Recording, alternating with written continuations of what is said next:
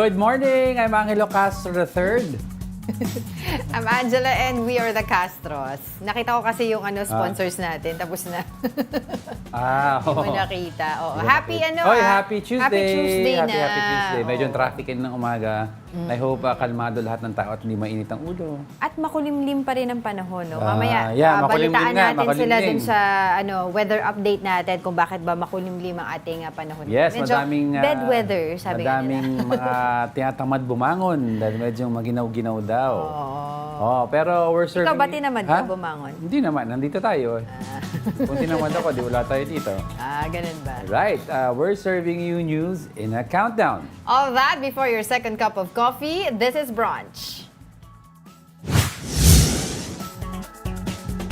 Starting our countdown with the strong group athletics. Our team scored another victory in the William Jones Cup in Taiwan yesterday. Strong Group remains undefeated after overcoming Ukraine 82-74. It was not an easy feat for the team as we were behind as many as 9 points in the third quarter. Luckily, Chris McCullough reigned in 8 points in the last 2 minutes, which helped the team secure its third win. McCullough led the Strong Group with a game-high 28 points, 6 rebounds and 2 assists. Yan, another basketball news. Some basketball players in palarong pambansa lost their cool and started a brawl during the championship round. A player from Central Luzon received a technical foul for nudging his elbow against an NCR player. This is when two players from opposing teams got into a heated exchange. Things got messier when a player from NCR punched a member of Team Central Luzon on the face. 3 players from Central Luzon and 1 player from NCR were disqualified from the game. They were also punished with a game suspension that could last until next year. NCR eventually nabbed the championship 86-71. Palarong pambansa, kalma lang. It defeats the purpose, diba, ng camaraderie, diba, sa pagsasagawa ng sports. So, NCR and Central Luzon. It was init ulo. Naglaban for the championship. Suspended daw yung mga involved dyan sa suntukan useless naman ang suspension. Championship na yun. Ano pa, isususpend mo for next year siguro. Pero may record ka na, diba? Oo, may record ka. Kasi parang ito ang mini Olympics natin for the nation. Parang, di ba? This is how we discover our athletes that can represent the Philippines. Exactly. Ito yung pinaka-pool natin. Tapos ito yung papakita mong asal. Medyo hindi maganda. Kulang, di ba? Pag laro-laro. Pagka medyo mainit na talaga yung ulo, medyo lumayo-layo na. Magdasal ka na lang. Huwag mo na patulan. Sayang naman kasi, di ba? Andito nga yung sports na yan para magkaisa yung mga bata, di ba? At magkaroon nga pang-distress from all the bad news na lumalabas sa TV, print, radio, social media, di ba? Pati dyan, dinadala niyo init ng ulo. Wala rin. Medyo parang nababalutan nga ng issue tong palarong pambansa, di ba? Umpisa pa lang. Una, yung hindi pagdating ni VP Sara Duterte. Kasi pumunta daw siya sa mga players na may sakit. Pero yun nga, syempre, may halong politika dahil nandoon daw pupunta si Pangulong Bongbong Marcos. Pangalawa, yun nga, yung mga players na nagkasakit due to dengue. Yes. Diba? Ang sabi nila, baka daw yung mismong area yung may dengue outbreak doon, pero according sa investigation from different areas naman. From different areas. Tapos ito naman yung away ng mga bata sa basketball. Kalma lang. Normal lang naman magkainitan, pero huwag na magsuntukan sa mata. Exact. Di man boxing yan, basketball yan. Basta basketball, dapat masaya tayo. Gusto nila magsuntukan. Na-excite tayo, naiinis tayo, may mga nangaasar or whatsoever, pero masaya pa Kung din. gusto nila suntukan, mag-boxing na lang sport nila, huwag yung basketball. Alright, ito na po ang ating susunod na topic for today. Our top 9 for today, let's check in on the weather. Pag-asa continues to monitor a low-pressure area inside the Philippine territory.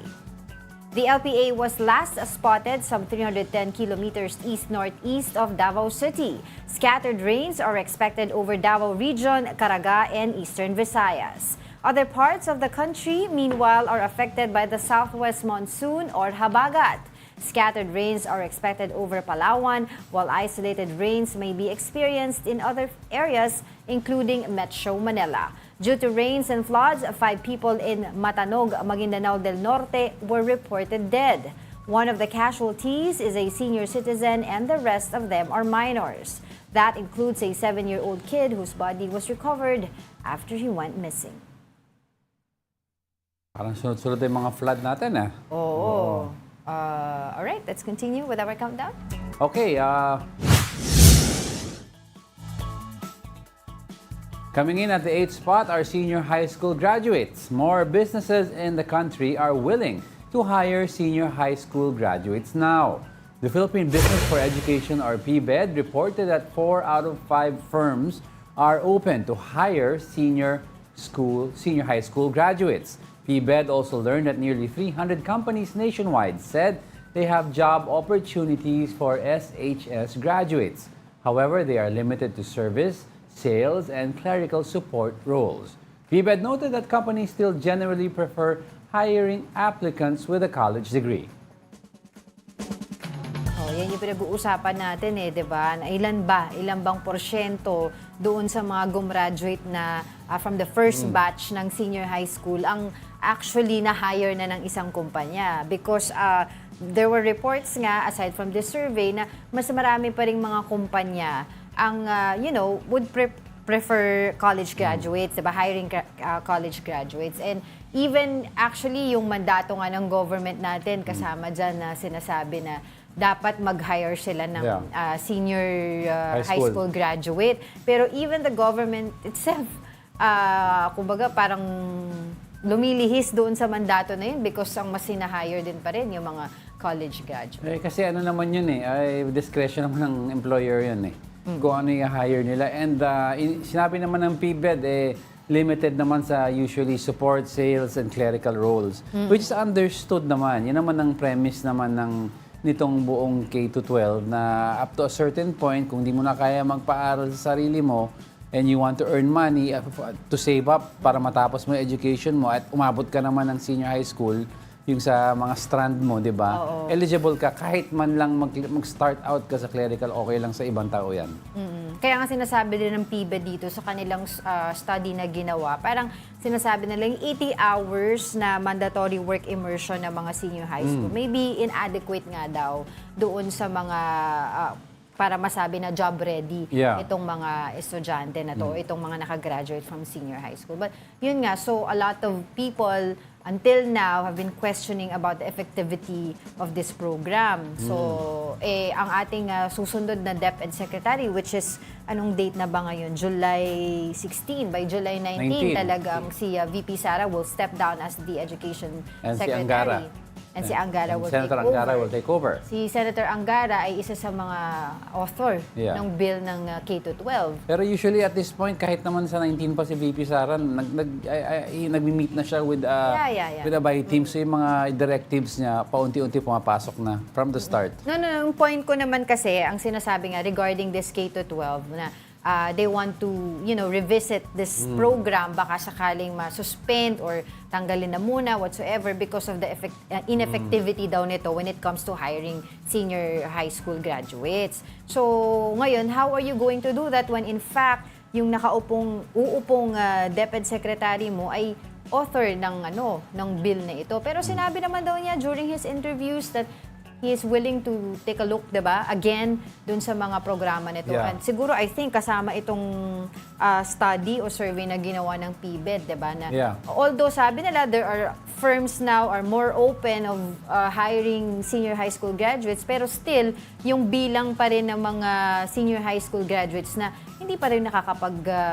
trabaho after nila mag-graduate, yun malaki-laki pa rin yun, diba? So, yun yung nagiging problema nga dito. Tapos, for other parents, sinasabi nila, ano ba to, extra 2 years, diba? Extra bayad na instead na dapat college na yung estudyante ko, yung anak ko nag-high school pa rin. Okay naman kung natututo It's because, kasi ang naging punto rin naman ng past admin kung ba't ginawa to is because parang nagiging diploma mill ang schools. In other words, Nag-aral ka para makakuha ng diploma. And nawawala yung essence of learning because the diploma is a requirement for job. So what they try to do with this new supposedly with the K to 12 program is you get hired because may skill level ka na attain, di ba? Ang problema, hindi naman nag-adjust yung mga hiring companies. They didn't adjust the requirements. So at the end of the day, discretion pa rin nila whether they want to hire a senior high school student or a college graduate, di ba? So, yun ang mangyayari dyan. Tignan natin ulit, di ba, if they're going to revisit this program. But still, kumbaga, status quo tayo at marami tayong mga tungkol pa rin sa education na issue. Aantayin natin yung magiging, kung may mga reforma ba, at sabi naman niya, incoming Deputy Secretary Angara, he will continue whatever it is, di ba, yung mga magagandang programa under VP Sara. Alright, madami pa tayong pag-usapan. Go ahead. Coming up, Meralco customers may expect higher power bills this month due to higher generation charge. And aside from illegal pogo, suspended Mayor Alice Go may also be connected to the family scandal. Hala! Oo, yan yung mga aabangan ng ating mga kapatid, ating mga manonood. Mamaya po sa pagbabalik namin. We are just getting started, mga kapatid. More of our top 10 news when Brunch returns. Keep it here on One News.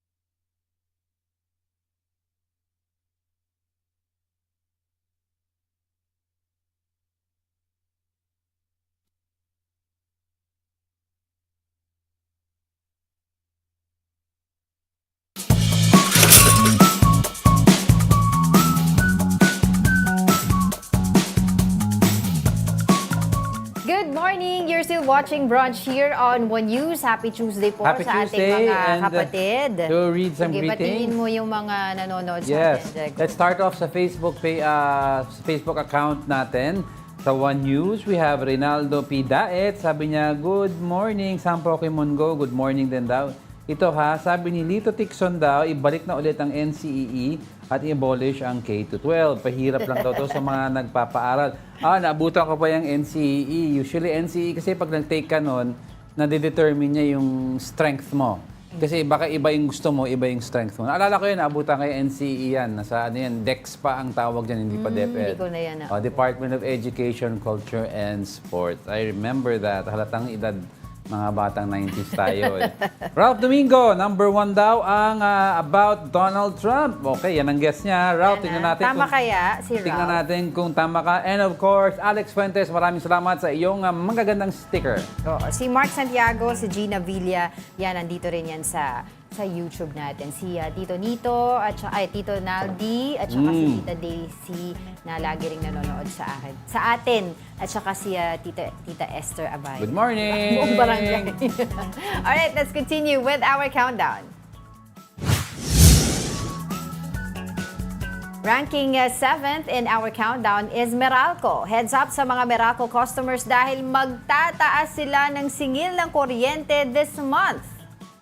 Meralco will charge an additional 2 pesos per kilowatt hour, causing the overall electricity rate to increase to 11 pesos. A household's electricity bill might have an increase from 430 pesos to 1,075 pesos, depending on their consumption. Meralco said the generation charge got higher while the price of wholesale electricity spot market went back to normal. Meralco and One News under Signal are part of the MVP group of companies.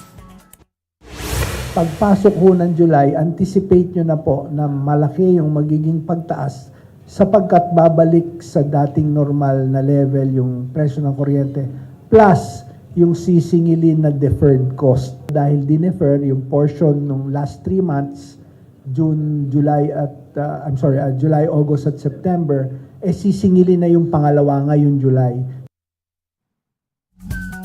Higpit na naman tayo ng tipid-tipid. sinturon. Okay.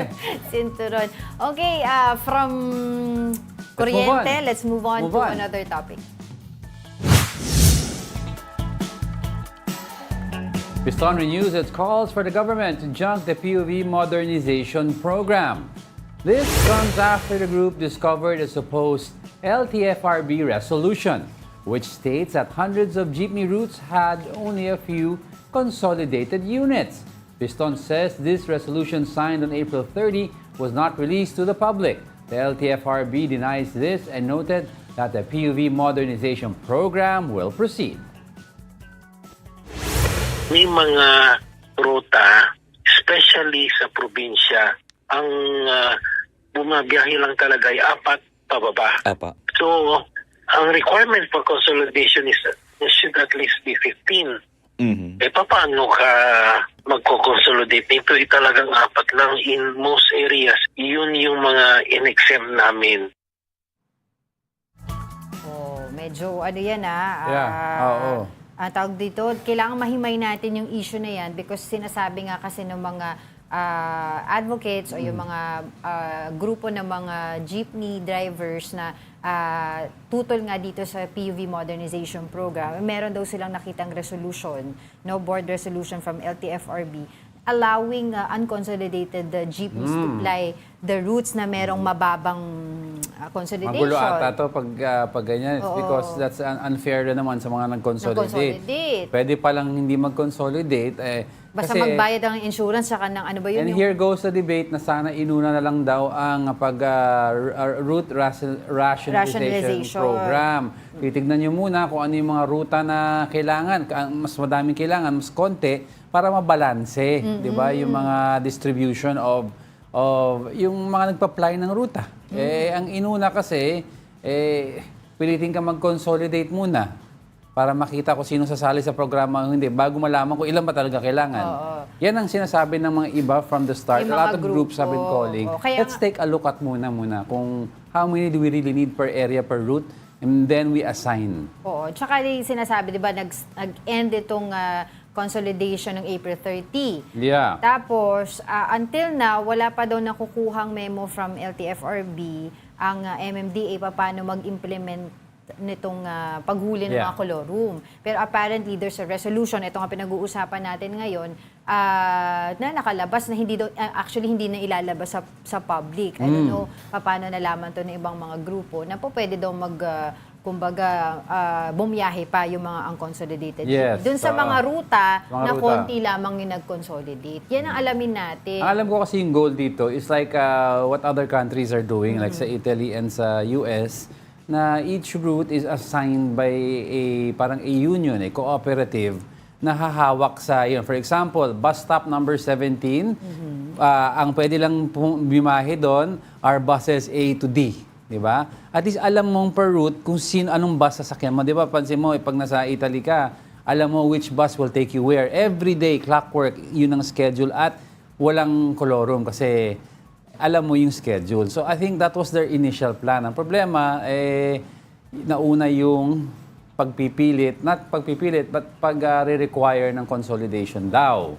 So mamaya, hopefully we can talk to somebody from LTFRB. Oo, para kumbaga malinawan tayo dito sa issue na to. Yeah. Kung bakit, ano ba tong resolution na to? We'd like to understand it Oo, better. meron ba talagang resolution na to? Bakit hindi na iso publiko, etc. So mamaya balikan po natin yan and hopefully we can talk to somebody from LTFRB regarding this. But moving forward, punta muna tayo sa iba pang mahalagang balita for today.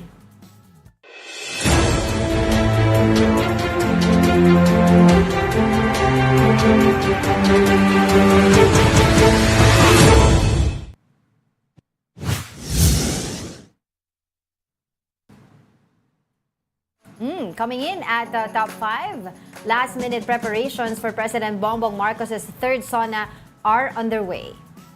On Monday, officials held a meeting and rehearsal at Batasang Pambansa. The red carpet and seats of high-ranking government officials and dignitaries are now set. The National Police says they are confident that the SONA will be peaceful. With respect po sa ating SONA, as we speak po, ay wala naman po tayong namomonitor na anumang seryosong banta to disrupt. Akala ko nga i-cancel na nila yung red carpet dahil dun sa, alam mo na, yung naging controversial This SONA is, I think, for na PBBM. sinabi ni VP Sara Duterte. Well, a lot of SONAs are controversial. Yung mga naalala ko yung kay Pangulong Duterte, yung change ng House leadership, yung kay PGMA. Yes. That was a controversial one. This supposedly will be also one of his first controversial kasi medyo relaxed lang yung last two SONAs si Pangulong Marcos. It's because wala naman masyadong dissenters, walang opposition. Now you have the 20 million issue supposedly for the price tag of this SONA na may confusion. No? Una, kala natin catering lang. Yung pala kasama ang overall iba. budget for the SONA. Oh, and this is the first SONA na opposition ni PBBM ang Vice President. Yes. Na hindi mag-a-attend, na nag-joke pa ng designated survivor. Okay. Nagulantang sila baka. Wala naman daw banta. So this will be interesting because I wanna see, yung last two SONAs, kalmado ang daan eh. Hindi tayo nahirapan magbiyahe dyan eh. I want to see ngayon, first hand, if it will still be the same on the ground. Doon mo makikita kasi on the ground if yung dami ng people na nagdi-dissent, doon mo maano. Yung mga ang tawag doon, nag-rally. Naglalabasan ng mga FEG. Oo, yan. Taon-taon naman yan, kahit sinong presidente, merong traditional yan, no, ng tradition rather, ng mga grupo yan. Na magsunog ng FEG. Kung kahit sino yung nasa administration. Magalit yung anak ni FEG. Si Senator Grace po. FEG. Diba? Tinatawa na kita kasi kawawa ka na, walang tatawa sa joke mo eh. Pero hindi, moving forward nga, dito nga sa usapin pa rin ng SONA, titingnan din natin kasi diba, ito nga, ilang beses ko ito binanggit sa'yo, diba, na pagbabawalan na daw nila yung may mga political statement na suot. Yung outfits. Pero I think from Makabayan Bloc, naninindigan sila na it's their freedom of expression, it's their right to Hindi sila express. papasukin. So, I don't know. Anong mangyayari dyan sa kanila? But knowing PBBM, papasukin niya rin yan. Kasi Medyo ano siya ang image niya ngayon is a president for all Unity. That's what he's trying to convey. So hindi maganda sa optics yan kung hindi mo papayagan ng opposition from entering yung venue because iba ang sinuot. I don't think that's his style.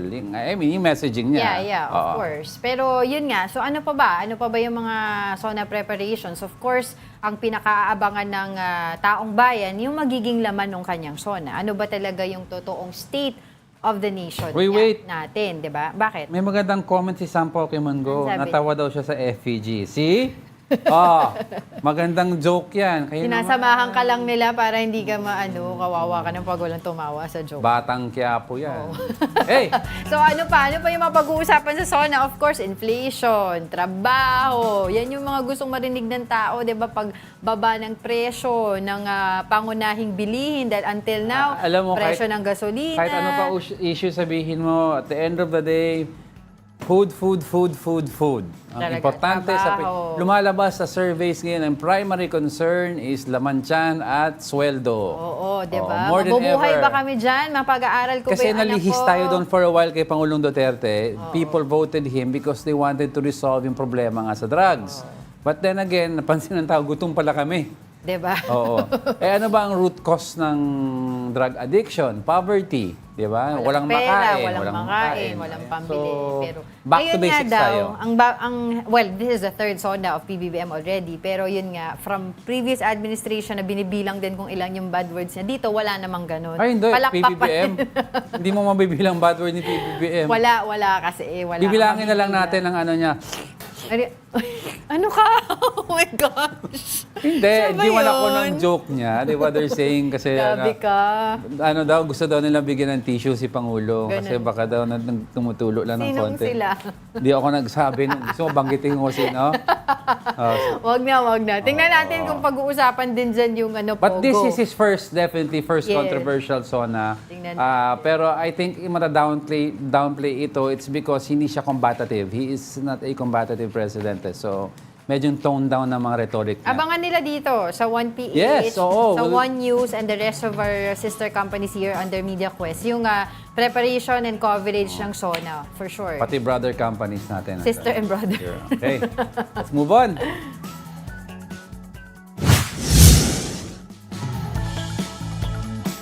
Moving over to our top four, former Caloocan Congressman Edgar Erice says a Comelec official received bribe money from abroad. According to Erice, he received a package from the Bahamas, allegedly containing bank records. The document states that an unnamed Comelec official and his wife have 14 offshore accounts. Erice said $15 million appeared to have been deposited to the bank accounts by Miro Systems. Miro is a South Korean firm which has been chosen by the Comelec as its election provider in 2025. Comelec Chairman George Garcia dismissed the documents, calling it dubious. Ito po yung natanggap ko na Bahamas Files, kung saan nakalagay po doon na isang Comelec officials ang nakatanggap ng $1,000,000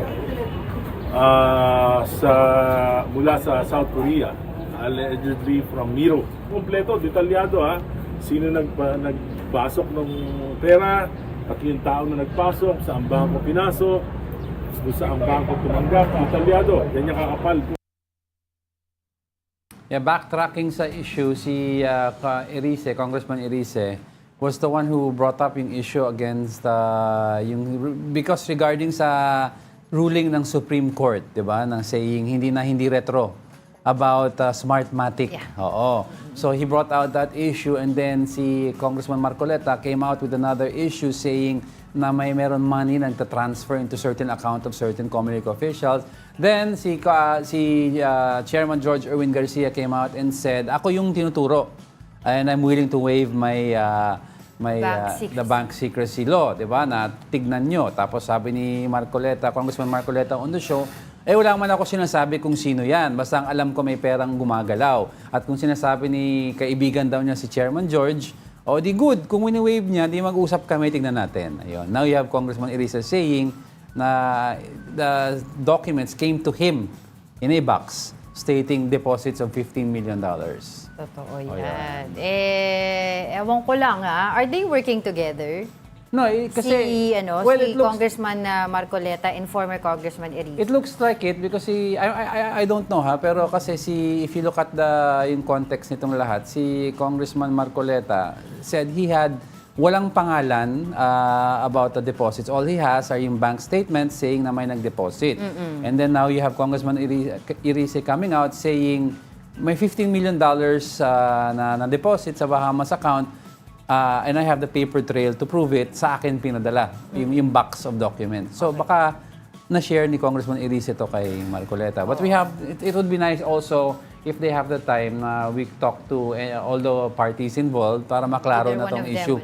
Once and for all because ayaw natin ng gulo approaching the election. Ayaw natin ma-taint yung election natin. Actually, ang dami nang issue dito sa Miro na to nung umpisa pa lang ng bid. We have to resolve this issue bago mag-election and bago mag-filing. Kung hindi, a lot of question marks will be hanging over our heads for these midterms. Oo, yung integrity ng election natin sa 2025. Pero ito, yesterday kasi I was watching the news at kasama nga doon si Comelec Chairman Garcia na nagsasabi na I think nakita niya yung mga allegedly na offshore bank accounts documents or certifications na sinasabi ni Congressman Erice at sinabi niya right in front of the media na mukhang dubious yung papeles na yun dahil pare-parehas yung fonts, etc., ganyan-ganyan.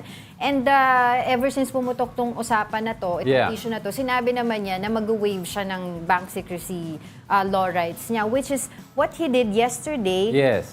Dito, I was reading it also right now, yung sa account niya sa, tawag dito, sa Land Bank. No? Sumulat siya sa Land Bank, and the Land Bank I guess the Land Bank actually issued yung bank certification saying na itong certain personal savings account number number 770-77400 di ba? Allegedly open on March 2022 under the name of George Erwin Garcia is non-existent. Diba? So sinasabi yan yung ng ina-accuse sa kanya. Ito yung Land Bank Intramuros branch. Ina-accuse sa kanyang account. Kasi that's the account in question with the deposits. Yeah, one of the accounts. Kasi sinasabi nga nila, meron pa yan yung 49 offshore bank accounts. So sinabi naman ni Marcoleta, para lang syempre all sides all the time tayo dito, sinabi niya, one down, possibly dozens more certificates. So at least lumilinaw na lahat, chinecheck. Pero pwede naman sabihin ng iba dyan, di ba? May mga, syempre, devil's advocate. Kung ikaw ay may planong mangurakot, di ba? Bakit ka mag-open ng account sa pangalan mo? Di ba? There was an issue with a former president long time ago, used the Velarde accounts, the Velarde issue from former President Joseph Estrada. Di ba? Which he denied naman and cost him from ouster from power. But tapos yung, I remember din, di ba si former Senator Trillanes, sinasabi niya bank account si Pangulong former Duterte, BPI Duterte, bank accounts. Oo, ganyan. Parang, sinalan siya mag-waive. Parang walang nangyari na pag-open. But, pero yan yung mga pagkaganyan, sina-challenge, tapos sumasagot sa challenge. Tignan natin. Okay naman si Chairman George, siya umamin Sabi, Hindi naman daw siya pinapangalanan. Nagulat naman si Congressman Marcoleta. Kaibigan ko yan Umamin na pala siya Sabi niya, di ba nalaman niya sa show? Umamin na pala siya good. Di ba? Sige. Sa susunod, kung makausap natin, hopefully ulit si Congressman Marcoleta or kahit si former Congressman Erice, tanungin natin bakit hindi niya pinapangalanan. And I would also like to speak to siyempre, panawagan kay Chairman George. Oo, para makausap din natin siya. Pero busy ata sila. Anyway, kasi we understand, upcoming naman ng parating na ang filing of certificate actually, of candidacy. ito last na, nagreklamo rin, sinasabi rin ni former Congressman Erice na mali din, mali yung sinasabi din ni Chairman George Garcia na kapag itong election na to, 'di ba? Baka daw kasi maging mabalik sa normal. Ang tawag doon? Hindi normal, hindi automatic. Ano yung tawag doon? Manual election. Nawala tuloy sa isip ko, 'di ba? So parang kina-question din yan sa korte. Anyway, against the law daw 'yun. Before we move forward, may comment tayo from isang viewer natin. Nagagalit siya kay Congressman Irice. Bakit? Pa-showbiz daw, bakit din nalang isabihin ko sino yung involved na official. Oo nga, Relax nagpapa-blind lang. item. Drink a cup of coffee from Second Mile Coffee. Alright, let's continue with our countdown.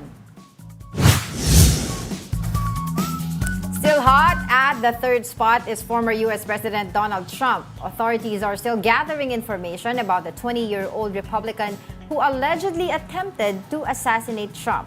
His former classmates and neighbors described him as a good student who got bullied by other classmates. Here's a report. Just hours before shots were fired at a campaign rally in Butler, Pennsylvania, we are now learning the 20-year-old gunman purchased 50 rounds of ammunition at a local gun store, according to a senior law enforcement official. The AR-style weapon used by Thomas Matthew Crooks now being traced back to his father. While the FBI is working to determine a motive behind the attack that left one man dead and 2 others critically wounded, former classmates of Crooks describe him as quiet.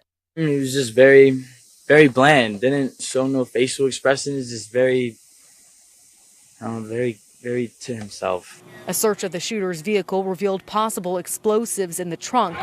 Witnesses to the shooting say they saw Crooks before shots were fired. He's on top of the roof. And tried to alert law enforcement. My wife ran up to law enforcement, was trying to tell them, where he was, but they couldn't seem to see him because they weren't in the right spot to see him on the roof. We are also learning Secret Service did not sweep the building where the gunman was perched. A source familiar with the investigation saying a local counter-sniper team was responsible for the building. However, the Pennsylvania State Police deny that responsibility. When I say that something like this cannot happen, we are speaking of a failure. This morning, U.S. Secret Service Director Kimberly Cheadle released her first statement since the shooting, confirming they will cooperate with an independent review of the incident. In New York, I'm Lee Waldman reporting. Yeah, so several officials of the Republican Party have said, especially in Filipino guy, na the Secret Service looks at this as a failure because under their watch, another major candidate or a former president was shot. Buti na lang had President Trump moved his head daw slightly an inch to the left or to the other side. Kung hindi siya actually gumalaw. If he moved out a little closer, the bullet could have grazed him down sa loob. Nakita ko nga yung parang meron silang graphics na pinapakita na kung yung nga yung sinasabi mo, kung gumalaw siya, baka yung bullet dumiretso doon sa gilid ng brain niya, sa right, no? Pero kasi gumanon siya, kaya nadaplisan yung kanyang tenga lang. Plus, they're looking at also, I saw a drawing and detailed drawing of yung Secret Service. They're looking at possible lapses also in response ng Secret Service after the fact, after na the shot was taken. Nung tinayo nila si President Trump, number one, they allowed him to put his head out para i-pump niya yung crowd. Usually, Secret Service will not allow you anymore. Ang baba kasi nung isang babae dun kasama sa security detail. Number two, they allowed a pause. In other words, nag-pause sila before they move. Usually, pag ganon, they run out na right away.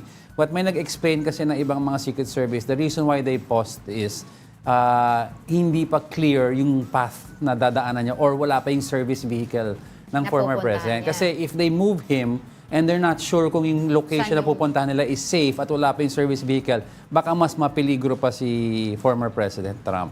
So sinabi na that pause was also just to ensure that the getaway vehicles were ready and secure yung area na yon. And then, kasi papasok na rin yung SWAT doon Nakita mo those, yung naka-bulletproof vest, papasok na sila. And lastly, nakita mo yung video ng guy, yung shooter. He was really bullied. Oo nga daw Pinupuntirya yung medyas, yung pantalon. Talagang they were really after him. It was really quiet daw, no? A quiet student. Alam mo naman pero yung mga matalino. Bullied students na ito. Kinikim-kim Kinikim-kim and then growing hate. And that's why a lot of situations sa states na may shooting sa loob ng clubs, sa loob ng malls, sa loob ng schools, nag-escalate ang violence doon. Kaya nga sinasabi na what's unique about Thomas, no? Thomas Crooks, no? Ay siya ay tawag dito, almost na assassinate yung presidente compared doon sa mga shooting incidents na, Yeah. na ano natin, nababalita yung sa mga sa eskwelahan, Supposedly, sa mall. this is not even a professional assassin. This is a Oo. disgruntled student. Full of hate, di ba? Na muntik na nakalusot. Hindi mo rin talaga alam kung ano yung Muntik na dadaanan ng isang nakalusot. tao. No? So, always be kind, And sabi nga this nila. And we're time- not justifying yung kanyang Yeah. pagbaril sa former president, but we're also taking... Kasi he also killed somebody. Oo, He also diba? killed We're somebody. also, ang tawag dito, looking at it on a broader perspective as well, Yeah. on the other side of the fence, kumbaga, dahil isipin mo rin yung mental health ng And we isang have, tao. we have to remind everybody na hindi lang attempted assassination. Somebody was killed, di ba? Oo, Father oo. protecting his family. Yes, one, tapos two others were critical, injured. Oo. critical condition. And this doesn't happen in the modern age of politics. But it did happen kay former PM Shinzo Abe. Yeah. Oo, O yun, ano man-made- naman, ang lapit nun Man-made weapon supposedly, and this was the son naman Last year yun. na nagalit ano, because 2 years namatay ata yung mami niya na nag-invest sa isang fund na sinuport ang government ni Shinzo Abe. So, you can never tell kung sino yung mga disgruntled dyan. Tsaka isa pang pag-uusapan dyan, yung gun control measure ng states. Yan ay talagang mahaba-habang usapin ever since, 'di ba? Ang Republican ay kumbaga sumusuporta sa Second Amendment, 'di ba? Yung pagkakaroon ng karapatan ng isang tao to own and carry a gun. But the Democrats have taken a step back also. While they don't really support yung gun measures or gun control measures, they've taken a step back from totally trying to eradicate that right to carry arms into responsible gun Ownership, yung sabi na checking psychological capacity Yes, ng kasi isang tao bago makakuha ng baril. Kasi ang case in point is ng Republican Texas eh. Texas is the most liberal of states na that allow gun carrying. You can carry it out in the open. But yet, incidents of shooting in Texas mismo is quite low compared to other states. At isa pang tinitignan dito, 'di ba? Ito bang pagbaril, itong failed assassination attempt kay former President Donald Trump would actually seal him kumbaga the presidency, 'di ba? Yung pakita nga lang nung itsura niya, yung iconic fist hand niya. Even before he yung was fist shot, niya nakataas. medyo malayo na siya kay President Biden eh. I think as of this point, not seal the deal sa presidency, but seal this nomination and unify the entire Republican Party. Wala nang, so yung war chest nila, yung pera nila, is consolidated towards Siya Donald na yun Trump. Vice President na lang ang Ang problema. pag-uusapan. Okay. Madami pa tayong topics. Don't go away because we're not done yet. May dalawa pa tayo. Stay with us!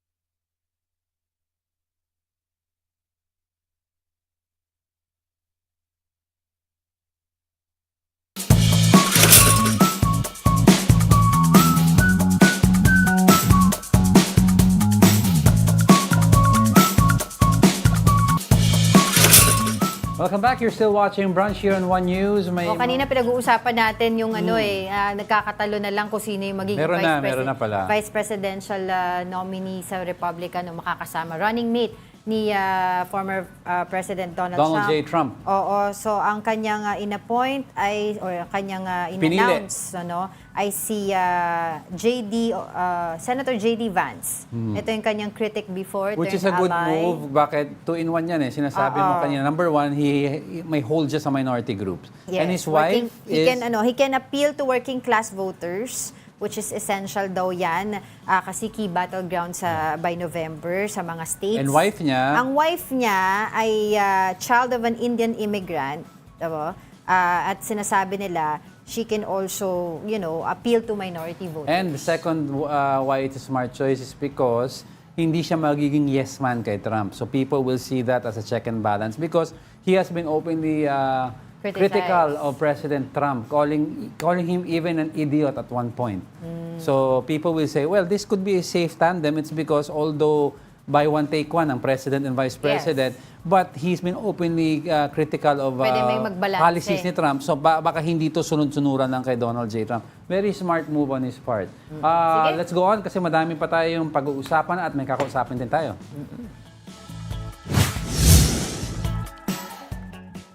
Let's go straight to our second spot. Congresswoman Franz Castro and others insist that they were wrongfully convicted.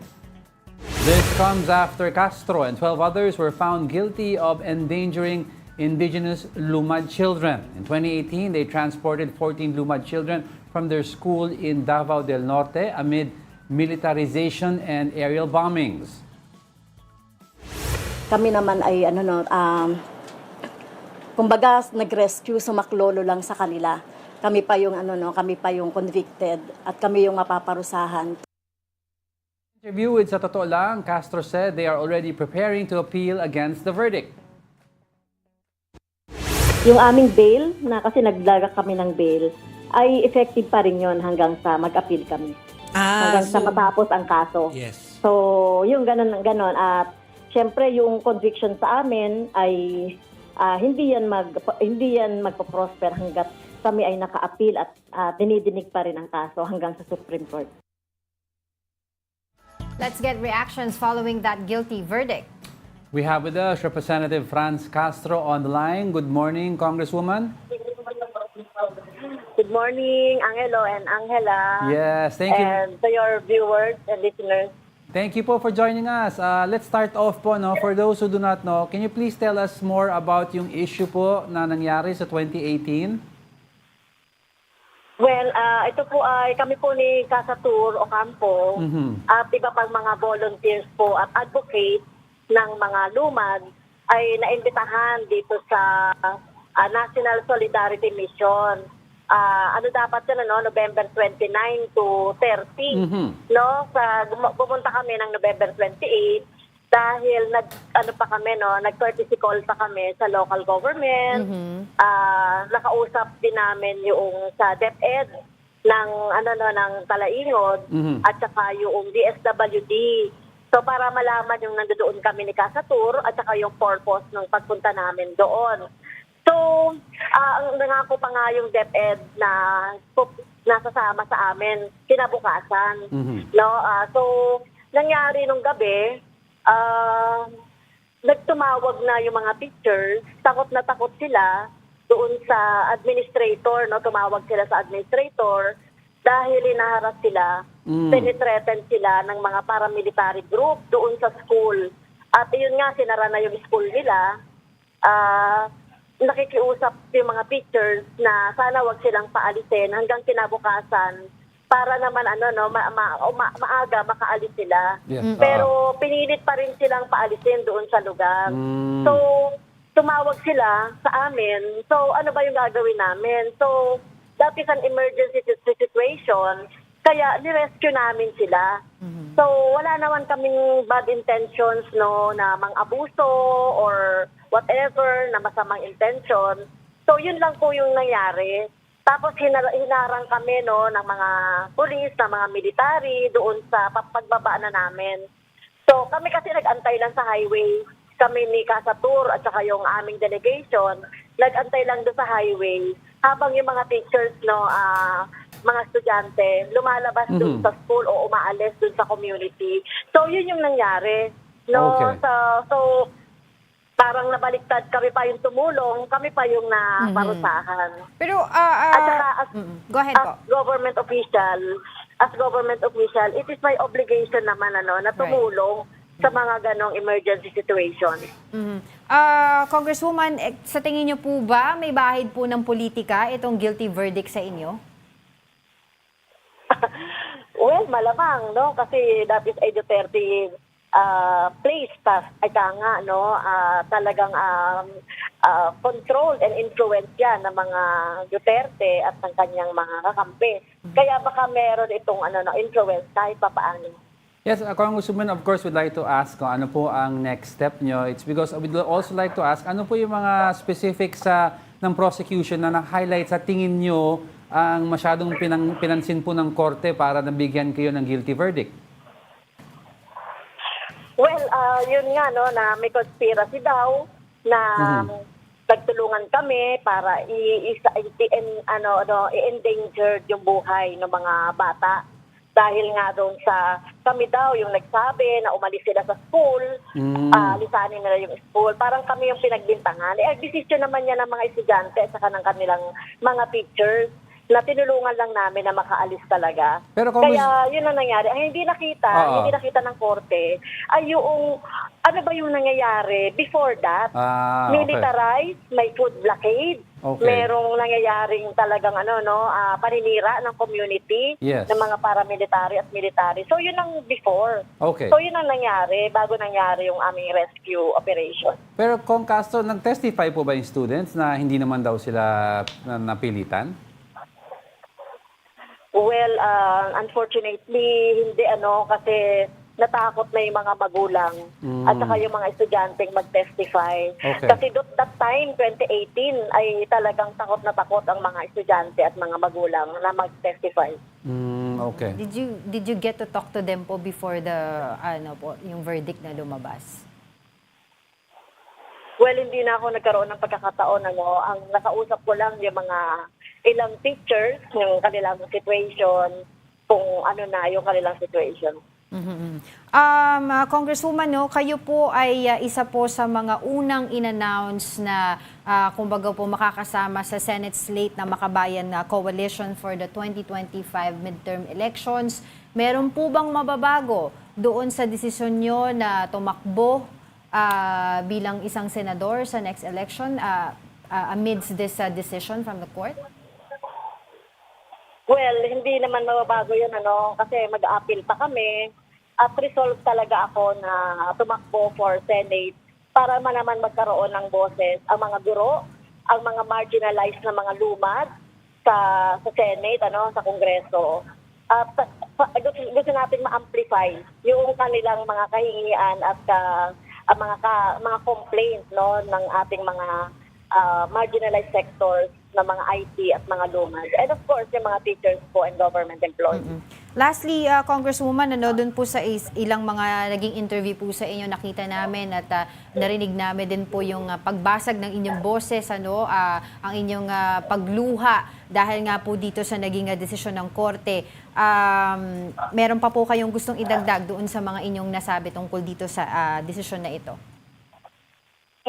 Well, talagang masama ang loob ko, Angela, Hindi ko, kahit sa imagination, hindi ko na-imagine na makakasuhan ako ng child abuse dahil sa advocacy ko bilang teachers, bilang peace advocate. Kaya talagang masama talaga yung loob ko doon sa naging desisyon. So of all people, bata pa ba yung aabusuhin ko? So hindi ko po magagawa yon sa ating mga kapatid at mga estudyanteng lumad po at mga teachers. All right. With that, thank you for joining us, Representative Franz Castro. Salamat. Narinig mo talaga sa boses ni Kong, no? Yung sama ng loob. Gusto ko lang sana tanungin kung magkababayan kami. Oo nga, no, Castro. Pero okay, let's continue with our countdown kasi number 1 na tayo. Ay, alam ko to. Alam ko to.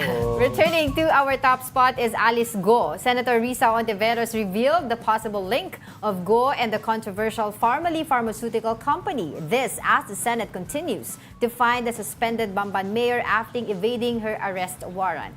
Here's the report. Senator Risa Ontiveros revealed new information about suspended Bamban mayor Alice Guo. The senator claimed that Guo made previous transactions with a certain Hong Jiangyang. Based on the documents Ontiveros obtained from the Anti-Money Laundering Council, or AMLAC, Guo's company, Baofu, made a transaction with a joint account of 2 people. One of them is Hong Jiangyang. He is also an incorporator of the Fullwind group of companies. Ontiveros said that Hong Jiangyang is the sibling of Michael Yang, the controversial former presidential economic advisor who was involved in the controversial Pharmally issue of buying overpriced COVID-19 supplies under the Duterte administration. Sabi ko nga, mukhang one big happy Pharmally pala itong mga Pogo at Pharmally members. Baka nga itong Pharmally pala ang farm na kinalakihan ni Alice Guo. Ontiveros is also investigating if former President Rodrigo Duterte is also involved here. Kung ma-establish namin na talagang may connection, naging mataas na advisor siya kay Duterte at malapit sa dating presidente, then of course may tatanong din namin kung ano yung posibleng koneksyon ng dating presidente sa Pogos na ito. Michael's lawyer Raymond Fortun denied Ontiveros' claims. He said his client does not have a brother named Hong Jian. This new development came amid the continued search for Alice Guo. The suspended mayor is still nowhere to be found after the Senate ordered her arrest for refusing to attend the Senate hearings on Pogos. Her 3 siblings, her parents, and the consultant of the Pogo in Bamban are still at large. Meanwhile, Guo's accountant Nancy Gamo is currently under the Senate's custody. The next hearing on illegal Pogos is set on July 29. If Guo still refuses to appear in the next hearing, Senator Cheese Escudero said they will seek help from the National Bureau of Investigation. This is not a penalty. This is not a punishment for the commission of any crime. Itong pagdetena sa kanya ay para tiyakin lamang na siya'y mag-a-attend ng pagdinig ng Senado. Oh, di ba nag-post nga siya sa Facebook, so sinabi nga ni Senator Risa Ontiveros, kung nakapag-Facebook ka, umattend ka ng Senate hearing. Oo. I was checking her Facebook account, wala na, deleted na yung mismong post na yun. Na madaming emoticons. Oo. Pero di ba kung hinahanap nila si suspended Mayor Alice Go, check nila yung IP address nung pinagalan niya. Nung pinag-postan niya. Kasi ang Facebook, ang galing nila mag-determine yung location mo pag nag-post ka at yung gadget mo at kung saan ka. Pwede yun, di ba? Pwede yun. Ano ba naman to? Finding Kibuloy? Finding Go? Go Kibuloy. Oh, di ba? Go Kibuloy, di ba? Finding Go and Kibuloy. Ay, nako. So, imbis na isa lang hinahanap natin, 2 na ang hinahanap natin. So, may 2 pa. May ganun natin. Anyway, before we let you go, of course, I'd like to leave you with a quote. The quote goes, "Real change, enduring change happens one step at a time." From Ruth Bader Ginsburg, or RBG, former Supreme Court Justice. Supreme Court Justice. Very iconic yan. Superwoman. Yan si RBG. Okay. Thank you po sa mga lahat ng nanood. Bawi kami bukas sa mga ibang hindi namin nabati. Madaming high blood na viewers today. Galit sa... Salamat sa pagsali sa discussion natin. Si Ralph Domingo, mali yung number 1 mo. Kala ko rin I agree with Ralph Domingo. Kala ko yun Alright. Okay, and that wraps up today's episode of Brunch. Join us again tomorrow. I'm Angela Lagunsad Castro and he is Angelo Castro III. We are One News. All sides, all the time. Bye.